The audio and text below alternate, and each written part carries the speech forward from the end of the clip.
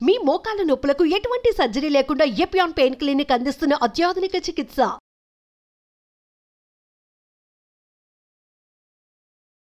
నమస్తే, welcome to Suman TV. ప్రస్తుతం మనతో పాటు ఉన్న డాక్టర్ వసంత్ కుమార్ గారు. సార్తో మాట్లాడి హెల్త్ గురించి మరికొన్ని అప్డేట్స్ అడిగి తెలుసుకుందాం. నమస్తే సార్. నమస్తే అమ్మా. సార్, వెయిట్ లాస్ అంటే వెయిట్ ఎక్కువగా అయిపోవడం, ఒబేసిటీ. సో ఈ మధ్య కాలంలో అయితే అది ఎక్కువగా వింటూ ఉన్నాము. అసలు ఒక మనిషి వెయిట్ అనేది ఎంతవరకు ఉంటే పర్ఫెక్ట్ అని మనం చెప్పగలం? అంటే అది పర్సన్ టు పర్సన్ని చూసి చెప్పగలమా, లేకపోతే నార్మల్గా సాధారణంగా మనం ఒక అంటే ఎస్టిమేషన్ ప్రకారం మాట్లాడగలచ్చు అంటారా? అది బిఎంఐ ఇండెక్స్ తోటి మనం చెప్పగలుగుతామమ్మా. అది బేసిక్ థింగ్ ఏంటంటే నార్మల్గా ప్రతి ఒక్కరు కూడా ఒక వెయిట్ అనేది హైట్కి తగ్గట్టు మనకు దట్ షుడ్ బి అని క్యాలిక్యులేషన్ టైప్లో ఉంటుంది. సో ఒక్కొక్క హైట్కి ఒక్కొక్క వెయిట్ అనేది మనం that gives an appropriate answer. So చాలామంది ఏంటంటే ఇప్పుడు కూడా ఒబేసిటీ అనేది బికాజ్ ఆఫ్ థైరాయిడ్ అని వస్తుంటారు, because of some other problems తోటి. కొన్ని ప్రాబ్లమ్స్ తోటి ఉన్నాయి, హార్మోనల్ డెఫిషియన్సీ కానీ హార్మోనల్ తోటి లావ్ అయ్యే ఛాన్స్ ఉంటుంది, but not all the time. మనం ఏం చేస్తామంటే అందరు కూడా ప్రతి ఒక్క మనిషి ఏం చేస్తారంటే రైస్ని ఒక అమృతం లాగా తీసుకుంటారు. అసలు రైస్ తింటేనే బతుకుతాము అనే ఒక స్టేజ్కి వచ్చినాం. బట్ మన పురాణాలకు మనం వెళ్తే ఒక 100 years బ్యాక్ వెళ్తే కొర్రలు ఇలాంటివే మనం తిన్నాం, సజ్జలు కొర్రలు. These are the staple food అనేది మనం తీసుకున్నాం. బట్ ఆఫ్టర్ 60s 70s తర్వాత రైస్ అనేది ప్రామినెంట్గా ఎవాల్వ్ అయిపోయి జెనెటిక్గా అన్నీ కూడా ఫోర్టిఫైడ్ అయిపోయి దాంట్లో కూడా బ్రౌన్ రైస్ కాకుండా వైట్ పాలిష్ రైస్ తినడంతో ఈ ఒబేసిటీ రావడానికి కారణం.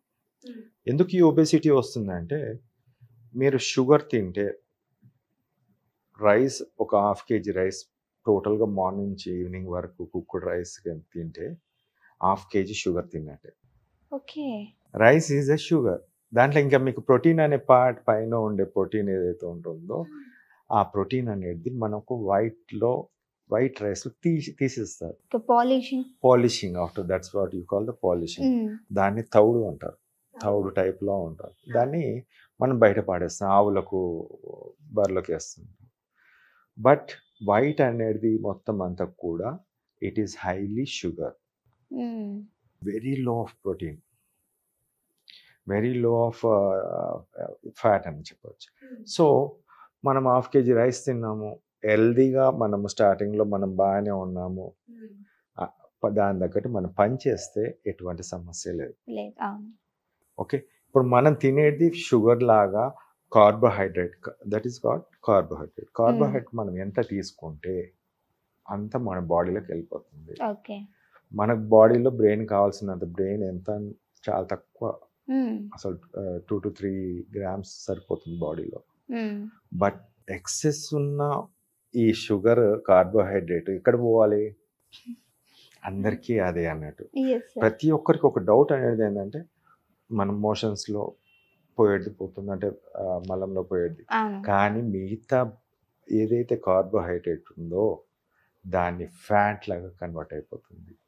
అంటే సార్, ఈ కార్బోహైడ్రేట్స్ అనేవి ఎక్కువగా తీసుకున్న సమస్య, అంటే అటువంటి పదార్థాలు ఎక్కువ తీసుకున్న సమస్య, అసలు తీసుకోకపోయిన సమస్య అంటారా? తీసుకోకపోయిన సమస్య ఏం లేదమ్మా. ఆది మానవులు తిన్నది ఏంటి చెప్పండి?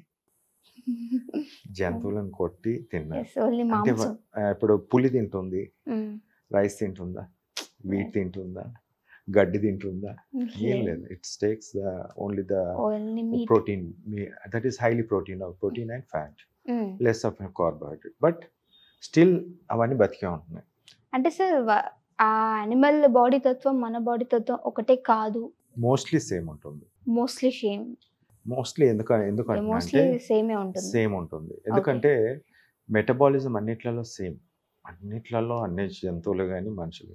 ఇప్పుడు మనకి ఏమైపోతుందంటే కొంచెం తినాల్సిన ఒక పిడికెడు రైస్ తినాల్సింది బిర్యానీ అంటే ఇంత తింటారు, 2 పూటలు కానీ 3 పూటలు కానీ అదే తింటారు. దాంట్లో చిన్న ముక్క తింటారు, చికెన్ కానీ మటన్ కానీ, బట్ ఇట్ ఈస్ లెస్. కానీ హై ఆఫ్ కార్బోహైడ్రేట్తో ఫ్యాట్ అనేది ఫామ్ అవుతుంటుంది. మనం ఎక్సెస్ తిన్న కార్బోహైడ్రేట్ అంతా కూడా ఫ్యాట్గా జమ అయిపోతుంది. అది బాడీలో రక్త కణాలలో ఫామ్ అవుతుంది. అండ్ పొట్ట భాగంలో, వెనుక భాగంలో, తొడల్లో ఇవన్నిట్లో.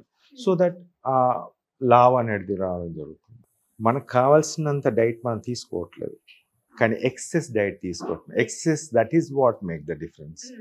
ఇప్పుడు 2500 కిలో క్యాలరీస్ పర్ డే ఒక నార్మల్ పర్సన్ కనుకోండి, 1500 to 1000 తీసుకుంటే ఈ విల్ బీ గుడ్. అంటే మన మెటబాలిజం manageable కావాల్సినంత తీసుకోవాలమ్మా. ఓకే. మనం ఎంత తిన్నామో అంత అరిగించే విధంగా ఉన్నప్పుడు డెఫినెట్లీ ఏం కాదు. రైతు ఉన్నాడు, పొద్దుంతా పొలంలో పని చేస్తాడు, తింటున్నాడు అంటే అర్థం ఉంది. ఇంట్లో ఉండేవాళ్ళు, సైలెంట్గా ఉండేవాళ్ళు, ఏం పని చేయని వాళ్ళు, లేకుంటే సాఫ్ట్వేర్ ఇంజనీర్స్ కానీ, మిగతా వాళ్ళు డాక్టర్సే కానీ, ఎవరే కానీ ఒక ఎక్కువ పని చేయకుండా తింటే మాత్రం డెఫినెట్లీ దే గోస్ వెయిట్ అనేది పెరుగుతూ ఉంటుంది. ఓకే. సో అంటే మనం చేసే వర్క్ని బట్టి ఫుడ్ అనేది ఇంటేక్ తీసుకోవాలి అంటారు sir? Yes. Okay. For suppose vitamins కావచ్చు, లేకపోతే ప్రోటీన్స్ సంబంధించినవి కావచ్చు, అవి ఎక్కువ మోతాదులో తీసుకోవటం వల్ల ఏమైనా సమస్య ఉంటుంది అంటారు? ఎటువంటి సమస్య అంటే ప్రోటీన్స్ అనేది very important. That's what I said. ఇప్పుడు ఒక సింహం కానీ, చీతా కానీ ఓన్లీ ప్రోటీన్స్ తీసుకుంటారు, అంటే డైరెక్ట్ రా మీట్ తినేస్తుంటారు రాగా. అందుకే అవి చాలా రోజుల వరకు అది ఉంటుంది, తినకుండా నడుస్తుంటుంది. బట్ అదే మనిషిలో మనం కార్బోహైడ్రేట్ ఎక్కువ తీసుకోవాలి, ప్రోటీన్ తక్కువ తీసుకోవాలి. అండ్ వైటమిన్స్ అనేది ముఖ్యంగా మనకు నాన్ వెజిటేరియన్ దాంట్లో చాలా ఎక్కువ ఉంటుంది. ఇప్పుడు ఒక యానిమల్ తింటున్నప్పుడు high source we get it. Whereas మనము అదే ప్లాంట్ బేస్డ్ తీసుకున్నప్పుడు లిటిల్ చాలా తక్కువ వస్తుంది మనకు. So most of the non vegetarians will be much benefited with this animal protein and the vitamins in that one. Okay. And whereas vegetarians always will have the deficiency. అందరికీ కూడా deficiency అనేది చాలా ఎక్కువ ఉంటుంది. ఓకే సార్, చాలా చక్కగా వివరించారు. ఏంటంటే సార్, బాడీలో ఉండేటువంటి ఏదైతే ఫ్యాట్ లెవెల్ ఉంటుందో దానివల్ల ఈరోజు ఒబేస్ అనేది ఎక్కువగా చూస్తున్నారు. దాన్ని ఎక్కడైతే తగ్గించాలో అది ఎవరు కూడా ఎక్సర్సైజ్ రూపంలో కావచ్చు, తీసుకునే ఇంటేక్ విషయంలో కావచ్చు, జాగ్రత్త తీసుకోవట్లేదు. దీంట్లో ముఖ్యంగా ఏంటంటే అమ్మా, దీంట్లో పెరగడం వరకు చూస్తున్నాం, పెరిగిన తర్వాత ఎలా తగ్గాలి అంటే ఫుడ్ తీసుకోవడం మానేస్తున్నారు. అవును సార్, ఫుడ్ తీసుకొని మానేస్తున్నారు, ఎసిడిటీ వస్తుంది, కడుపులో మంటలు వేసేసరికి మళ్ళీ ఐస్ క్రీము లేకుంటే మిగతా అన్ని తీసుకోవడం వల్ల మళ్ళీ again they gain the wait.